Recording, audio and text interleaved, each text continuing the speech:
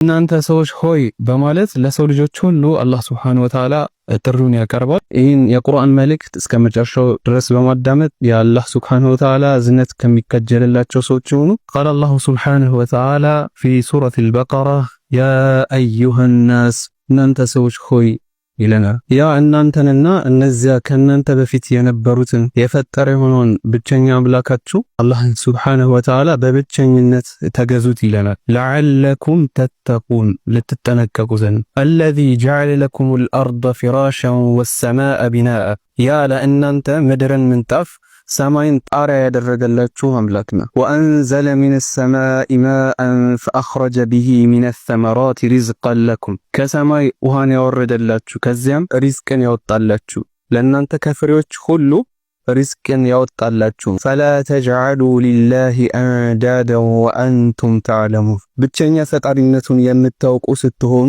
ለእርሱ በአምልኮ አጋሮችን አታድርጉ ይለናል። አላህ Subhanahu Wa Ta'ala ብቸኛ ፈጣሪያችን ሆኖ ሳለ ብቸኛ ራዚቃችን ተንከባካቢያችን እስከሆነ ድረስ ብቸኛ ለናመልከው አምልኮ ሊገባው የሚችል አንድ ቢኖር አላህ Subhanahu Wa Ta'ala ብቻ ነው ማለት ነው። ብቸኛ ልንለምነው ልንጠይቀው ድረስልኝ ልንለው እንደዚሁም ማንኛውም ዒባዳ ልናደርግለት የሚገባው አንድ ቢኖር አላህ Subhanahu Wa Ta'ala ብቻ ነው ማለት ነው። አን አላህ ላ የርዳ አን ዩሽረከ መዐሁ አሐዱን ፊ ዒባደቲ አላህ Subhanahu Wa Ta'ala በአምልኮ ላይ ከእርሱ ጋር አንድም ቢሆን እንዲጋራ አይወድም እንደዚሁም አይመረም ማለት ነው። ከሱ ጋር የሚያጋራን የሆነ አካል አይመረውም። አላህ Subhanahu Wa Ta'ala ኢነላህ ላ የግፊሩ አን ዩሽረከ ወየግፊሩ ማ ዱነ ዛሊከ ሊመን የሻ አላህ Subhanahu Wa Ta'ala ከእርሱ ጋር የሚያጋራን የሆነ አካል አይምርም።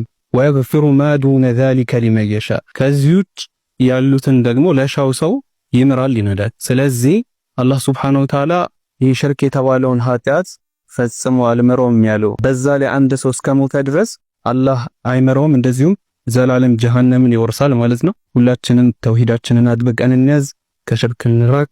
ወሰላሙ አለይኩም ወራህመቱላሂ ወበረካቱ።